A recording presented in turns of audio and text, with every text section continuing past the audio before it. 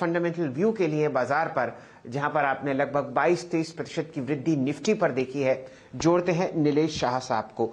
आप managing director और chief executive officer हैं Kotak Mahindra asset management company के। बहुत ही मजबूत पकड़ रखते हैं आप बाजार पर, और पिछले 2-2.5 दशक से आप बाजार को बहुत पैनी नजर से ट्रैक करते हुए दिख रहे हैं। नीलेश भाई नमस्कार, स्वागत है आपका, शुभ दिन और शुभ प्रभात। बताइए किस तरीके से आप निफ्टी में माफ कीजिए ब्रॉडर मार्केट्स में अब इस हरियाली को देख रहे हैं। हमारे विदेशी मित्र अब 33 सेशंस के बाद खरीदारी करते हुए काफी गिरावट के बाद। सेल जी, हमारे फंडामेंटल्स तो अच्छे ही थे। शायद ये ओमिक्रॉन की वजह से एक डर का माहौल पैदा हुआ था। अब ओमिक्रॉन के बारे में लग रहा है कि वो केस बढ़ा रहा है, बट हॉस्पिटलाइजेशन और डेथ रेट उतनी नहीं बढ़ा रहा है। अगर यही माहौल बना रहा तो फिर लोगों का कॉन्फिडेंस मार्केट के ऊपर बढ़ेगा। दूसरा, मार्केट अब दिसंबर तिमाही रिजल्ट्स को देखेगा। उम्मीद यही है कि ज्यादातर रिजल्ट मार्केट की एक्सपेक्टेशंस के अनुरूप आएंगे या उससे बढ़िया आएंगे, और कुछ ही दिनों में हम बजट को देखना चालू करेंगे। पिछले साल बजट ने एक इकोनॉमी को हीलिंग टच दिया था। इस बार उम्मीद है कि वो प्रो ग्रोथ बजट होगा, रिफॉर्मिस्ट बजट होगा, और साथ ही इक्विटेबल डिस्ट्रीब्यूशन पे भी ध्यान देगा।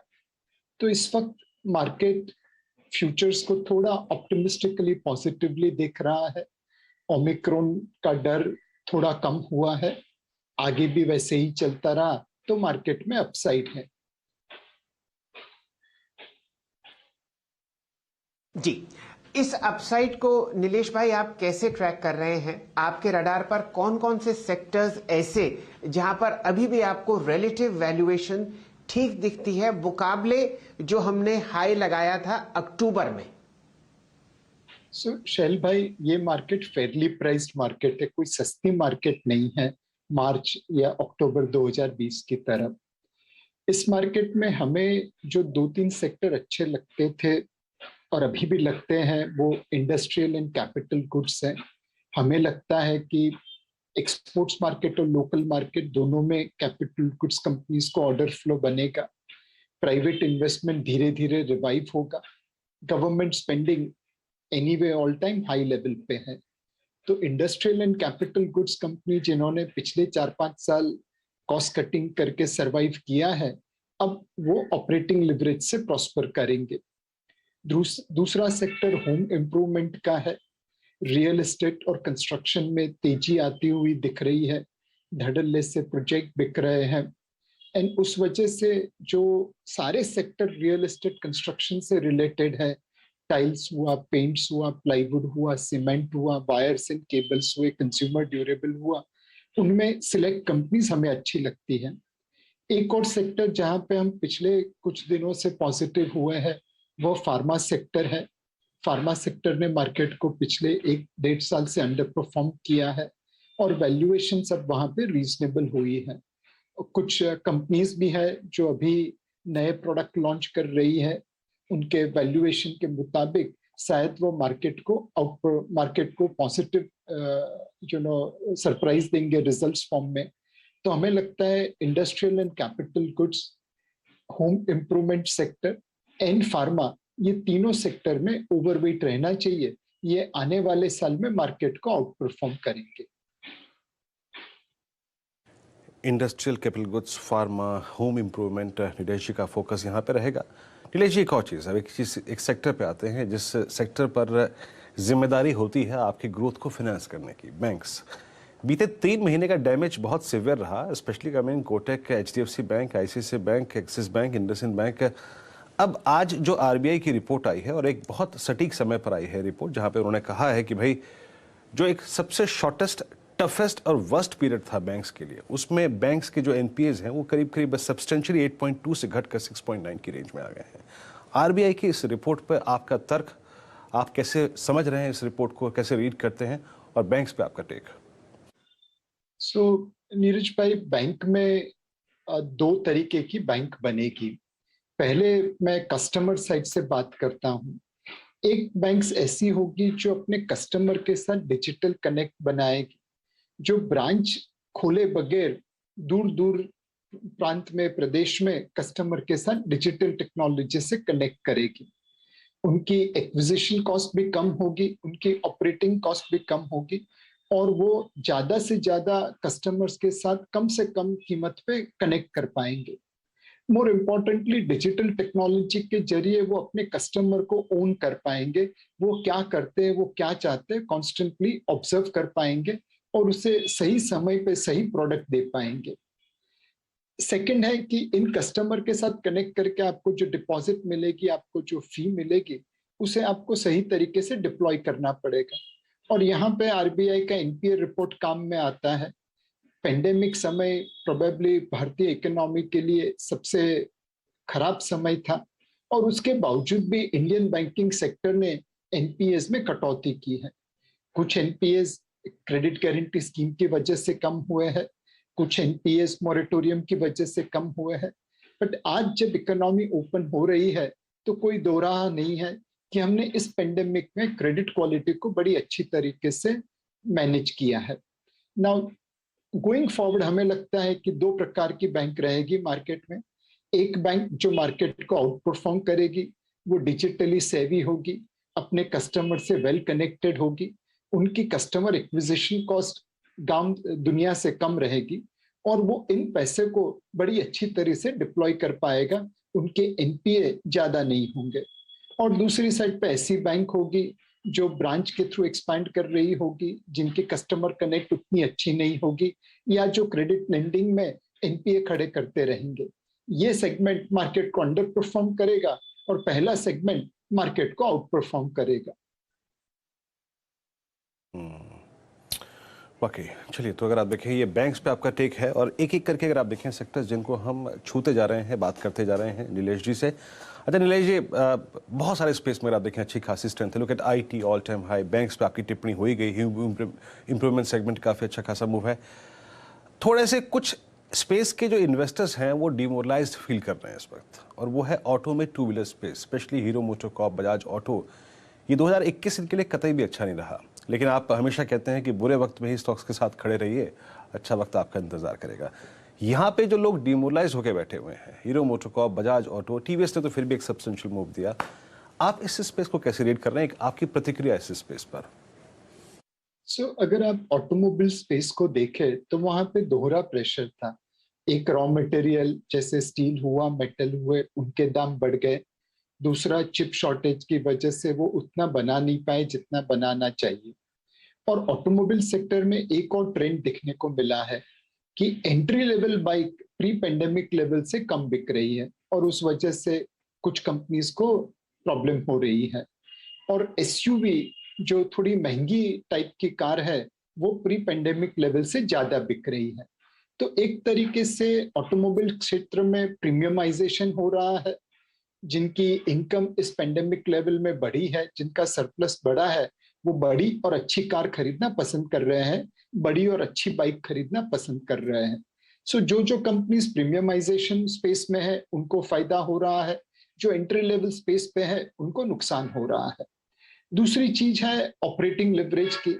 अगर आपके पास चिप्स नहीं है तो आप उतनी गाड़ियां, बाइक्स नहीं बना सकते, और उस वजह से आपका ऑपरेटिंग लिवरेज कम हो जाता है और परफॉर्मेंस पे इम्पैक्ट हो जाता है। हमें लगता है इस वक्त ऑटोमोबाइल सेक्टर में, स्पेशली टू व्हीलर सेगमेंट में, बॉटम फिशिंग करना चाहिए। रिमेंबर करिए कि चिप शॉर्टेज कल को खत्म नहीं होने वाली है, उसे 6, 8, 9 महीने लग सकते हैं खत्म होने के लिए। आपको एक मौका मिलेगा इन कंपनीज को लेने के लिए। इनकी डिविडेंड यील्ड 4 से 5% के आसपास है। सेकंड, इन कंपनीज की वैल्यूएशन अपने लाइफ टाइम लो के आसपास है। और यहाँ से जो नेगेटिव फैक्टर्स है, चाहे रॉ मटेरियल प्राइस इंक्रीज हो, मार्जिन प्रेशर हो, डिमांड प्रेशर हो, या चिप शॉर्टेज हो, ये सब धीरे धीरे करके कम होंगे। ये ओवरनाइट खत्म नहीं होंगे, धीरे धीरे करके कम होंगे। तो इन सेक्टर्स में, टू व्हीलर्स में, आप बॉटम फिशिंग कर सकते हैं। आपको ओवर नेक्स्ट 3 से 6 महीना अक्यूमुलेट करना पड़ेगा और थोड़ा राह देखना पड़ेगा। जी, शाह साहब, एक सेक्टर जो अब एक और तरीके से उभर कर आपके सामने आता हुआ दिख रहा है वो है सेकंड रंग मिड कैप आईटी स्टॉक्स। हम लोगों ने सन 2021 में बहुत सारे स्टॉक्स हैं, आप इंडिविजुअल स्टॉक्स पर चर्चा नहीं करेंगे लेकिन स्क्रीन पर दिखाना जरूरी है, जैसे कि जैसे कि Mindtree, Coforge, L and T Technologies, L and T Infotech, Tata Elxsi, जो 3 डिजिट से मूव करते हुए दिखे हैवी 4 डिजिट्स में। क्या एक और layer mid cap IT stocks की आपको उभरती हुई दिख रही है? यहां पर क्या वैल्यूएशंस की चिंता करनी चाहिए? क्या बाजार हकीकत से आगे बढ़ता जा रहा है? आपकी राय। सुशैल भाई, आपने मेरे मुंह के शब्द छीन लिए। मुझे लगता है मिड कैप आईटी सेक्टर में वैल्यूएशन के ऊपर ध्यान देना चाहिए। ये सारी बहुत अच्छी कंपनीज है, उनके बिजनेस बहुत अच्छे हैं। हावेवर जो वैल्यूएशन मार्केट एक्सपेक्ट कर रहा है, जो परफॉर्मेंस मार्केट एक्सपेक्ट कर रहा है इन कंपनीज से, वो शायद ही ये डिलीवर कर पाएंगे। आज ऐसी बहुत सारी आईटी कंपनीज है मिड कैप क्षेत्र में जिनमें प्राइस टू विजन ट्रेड हो रहे हैं rather than price to valuation. उम्मीद है कि ये कंपनीज ये करेंगी, वो करेंगी, और उसकी वजह से आज के दाम है। अगर वो करेगी तो बहुत अच्छा है, बट हमेशा हमने देखा है कि जिनकी एक सीधी लकीर में ऊपर नहीं जाती, उसमें मोड़ आते रहते हैं। तो वैसे ही अगर इन कंपनीज की डिलीवरी में एक्सपेक्टेशंस के अनुसार नहीं हुई तो एक करेक्शन आ सकता है। इस वक्त हम आईटी क्षेत्र पे बुलिश हैं, बट हम आईटी क्षेत्र में लार्ज कैप आईटीज में निवेश करना पसंद करते हैं और एकदम सिलेक्ट मिड कैप आईटीज में निवेश कर रहे हैं। मिड कैप आईटीज में निवेश करते समय एक और चीज का ध्यान रखना चाहिए। यहाँ पे कई ऐसी मिड कैप आईटी कंपनीज है जहाँ पे promoter either private equity fund है या कोई दूसरा प्रमोटर है जो इस कंपनीज को स्ट्रेटेजिक बेसिस पे बेच सकता है। स्ट्रेटेजिक बायर मार्केट बायर से ज्यादा प्राइस देगा, ज्यादा दाम देगा, तो बहुत सारी कंपनीज में ये स्ट्रेटेजिक सेल हो जाएगा, वह भी प्राइस में बिल्ड हो रहा है। आपको पता है स्ट्रेटेजिक सेल हमेशा एक धड़ल्ले से नहीं होता, उसके लिए समय लगता है, बिरबल की खिचड़ी है, टाइम लगेगा पकने के लिए। तो मुझे लगता है कि 2022 के साल में मिड कैप आईटी कंपनीज में कंपेयर टू 2021 ज्यादा वॉलेटिलिटी रहेगी और large cap IT mid cap IT को शायद आउट परफॉर्म करेगी। जी नीलेश जी, ये प्रश्न मुझे शायद पूछना नहीं चाहिए लेकिन फिर भी मैं हिमाकत कर रहा हूं। ये जो आपने एग्जिस्टिंग मिड कैप आईटी में स्टॉक्स ऐड किए हैं, क्या ये वो हैं जहां पर ऑलरेडी काफी अच्छी रैली आ चुकी है, आपको विजन मुकम्मल होता हुआ दिख रहा है, या कोई नया मिड कैप आईटी ऐड किया है आपने? हमने मिड कैप आईटीज में जो पहले पोजीशन बनाई थी उसी को ज्यादातर चलाया है। इनफैक्ट ऊपर के लेवल पे थोड़ा प्रॉफिट बुक भी किया है। कॉन्स्टेंटली हमारी research team mid cap IT companies और लार्ज कैप आईटी कंपनीज दोनों को रिसर्च करती रहती है, बट आज के वैल्यूएशन के अनुसार हमें लग रहा है कि लार्ज कैप आईटी में रिस्क एडजस्टेड रिटर्न बेहतर है। अच्छा नीलेश जी, अब आते हैं हेल्थ पे और इंश्योरेंस पे। इंश्योरेंस पे वाकई अगर आप देखें अभी तक सीरियस वेल्थ क्रिएट नहीं हुई इस स्पेस में, लेकिन जहाँ तक हेल्थ का सवाल है, जहाँ तक हॉस्पिटल स्टॉक्स का सवाल है, जहाँ तक डायग्नोस्टिक कंपनियों का सवाल है, बीते 1.5 साल में जो IPOs आए उन्होंने इस स्पेस को काफ़ी रिच कर दिया। बहुत सारी कंपनियाँ आ गई और अगर मैं पिछले लास्ट 3 महीने के इंटरेक्शंस को सुनूं तो मैनेजमेंट्स ये कहती नज़र आई कि भैया कोविड बिजनेस ने जो था वो ड्राइव किया, but now non Covid business वो भी अगर आप देखें बहुत अच्छा कर रहा है। आपकी इस सेगमेंट में आई मीन हॉस्पिटल स्टॉक्स में, डायग्नोस्टिक स्टॉक्स पे अप्रोच क्या है? इस पे अब जो हमारी जो सोच में बदलाव आया है हेल्थ के बदली, और जो हमारे विचारों में बदलाव आया है, उसके मद्देनजर आप इस स्पेस पर क्या रखते हैं, हॉस्पिटल स्टॉक्स, डायग्नोस्टिक स्टॉक्स? सो जैसे जैसे कंट्री की पर कैपिटा जीडीपी $2000 को क्रॉस करती है, बिलो $2000 रोटी कपड़ा मकान प्राइमरी इंपॉर्टेंस रखते हैं। Above $2000 per capita GDP education, health care, entertainment ज्यादा प्रभाव रखते हैं। ज्यादा खर्चा, इंक्रीमेंटल खर्चा उन सेक्टर्स के ऊपर होगा। सो ओवरऑल भारत में क्या आप ज्यादा पैसा अब हेल्थ केयर पे लगाएंगे, एंटरटेनमेंट पे लगाएंगे, एजुकेशन पे लगाएंगे? Answer is yes. सेकंड, यह हेल्थ केयर को प्ले करने के लिए अलग अलग सेगमेंट है। फार्मा सेक्टर है जहां पे हम बुलिश है, हॉस्पिटल्स है, डायग्नोस्टिक्स है, and general insurance, health insurance companies है। आप अगर देखें तो एक गोल्ड ज्वेलरी जो आज से 30-40 साल पहले थी डिस्ट्रीब्यूशन में, वहां पे बहुत सारे मॉम एंड पॉप स्टोर थे। क्वालिटी की कोई गारंटी नहीं थी, प्राइसिंग का कोई भरोसा नहीं था।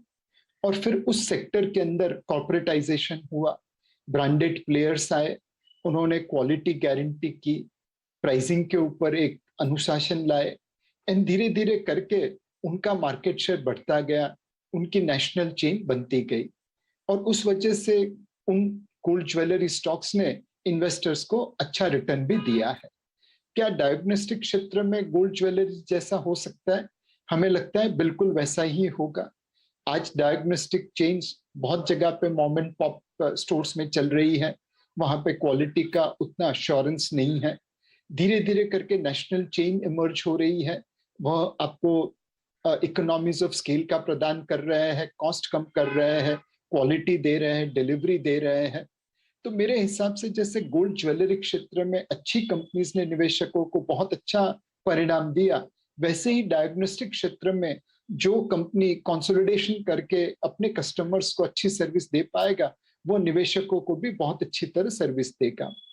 हॉस्पिटलाइजेशन, हॉस्पिटल क्षेत्र again valuation point of view से थोड़ा महंगा हो गया है, but overall business point of view से हॉस्पिटल में कोई टेंशन नहीं है। जो मॉम एंड पॉप क्लिनिक थे वो धीरे धीरे बड़े हॉस्पिटल्स की फेवर में जा रहे हैं, एंड कॉर्पोरेट लेवल एंट्री हो चुकी है हॉस्पिटल्स में।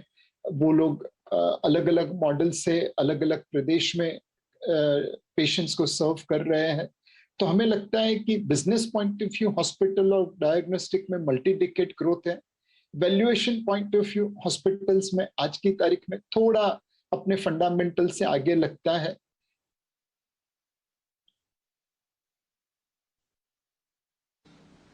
जी शाह साहब, किसी भी पायदान पर अगर आप देखें तो सन 2021 हर तरीके के निवेशक के लिए बहुत ही फलदार साबित हुआ।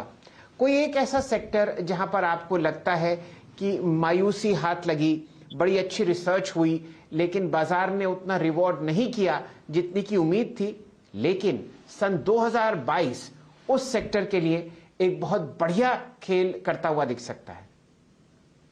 अगर आप बाजार में देखें तो 2020 और 21 दोनों में public sector units, public sector enterprises में उतनी तेजी नहीं हुई जितनी उम्मीद थी। ये कंपनीज आज भी सिंगल डिजिट पीई में ट्रेड होती हैं, आज भी अपने हिस्टोरिकली हाई वैल्यूएशन से तकरीबन 40-50% नीचे ट्रेड हो रही है। आज भी इनमें dividend yield mid single digit to high single digit है।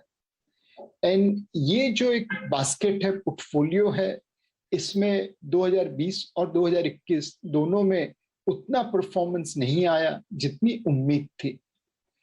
अगर सरकार इन कंपनीज को एडमिनिस्ट्रेटिव फ्रीडम दे दे और इन कंपनीज को एक माहौल मिले ऐसा कि वो अपनी पोटेंशियल के अनुरूप परफॉर्मेंस कर पाए, चाहे वो टॉप मैनेजमेंट का कॉम्पनसेशन हो, चाहे वो डिसीजन मेकिंग हो, चाहे आप उन्हें मार्केट फेसिंग करे, तो मेरे हिसाब से इस सेक्टर्स में री रेटिंग की गुंजाइश है।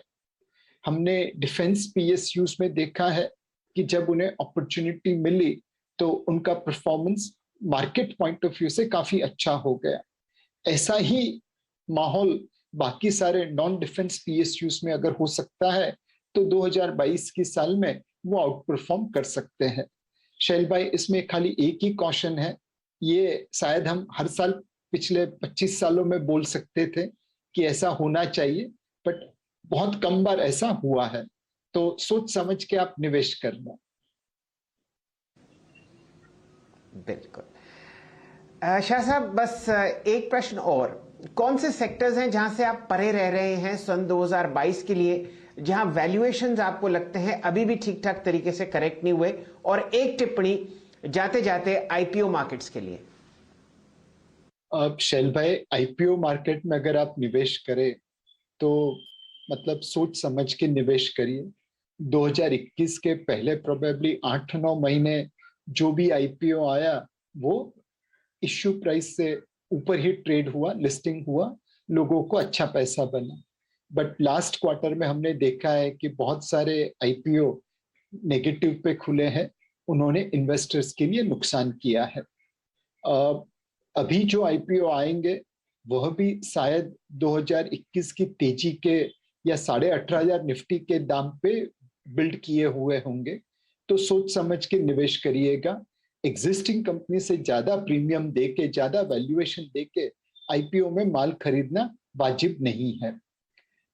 एक सेक्टर जहां पे लोगों को आज भी ध्यान रखना चाहिए, मार्केट में कुछ ऐसे स्टॉक्स है जिसे सोशल मीडिया के द्वारा पुश किया जाता, उनकी वैल्यूएशन अनाप शनाप है, बिजनेस फंडामेंटल्स गोल है, लेकिन दाम रोज बढ़ रहे हैं।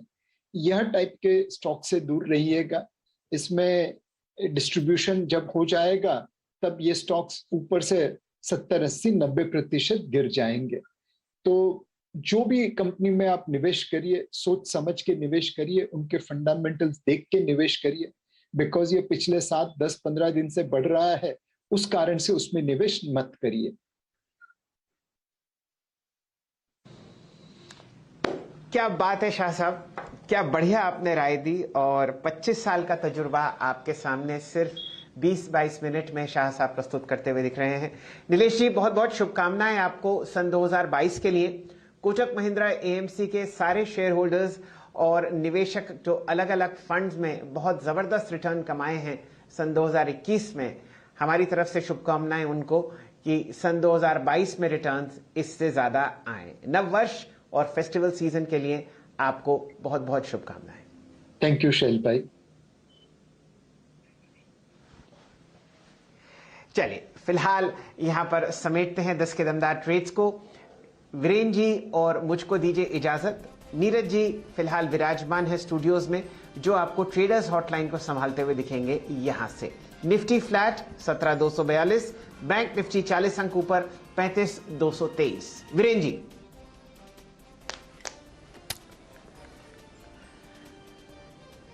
जी हाँ, चलिए नीरज जी के हाथों में अब देते हैं पारी। नीरज जी। जी हाँ बिल्कुल, और बहुत ही सीमित दायरे में ट्रेड छुट्टी के मूड में बाजार भी अब जा चुका है, ऐसा लग रहा है, क्योंकि सुस्त कारोबार के साथ साथ वॉल्यूम भी कम है। और यूएस में भी ऐसा ही बहुत थिन ट्रेड हुआ था कल, और एकदम सब लोग अब छुट्टी मनाने के मूड में हैं। लेकिन फिर भी मजबूत कारोबार है कई सारे सेक्टर्स में हरियाली के साथ, और ब्रॉडर मार्केट अभी भी बहुत तेज़ी दर्शा रहा है। 2000 शेयर ऊपर की तरफ ट्रेड करें, यानी एडवांस में है। डिक्लाइन में संख्या 932 के आसपास है। तो आपके सवालों के लिए और आउटलुक 2022 पे एक बढ़िया सी कंपनी से बातचीत करेंगे। शुरुआत करते हैं हेडलाइंस के साथ।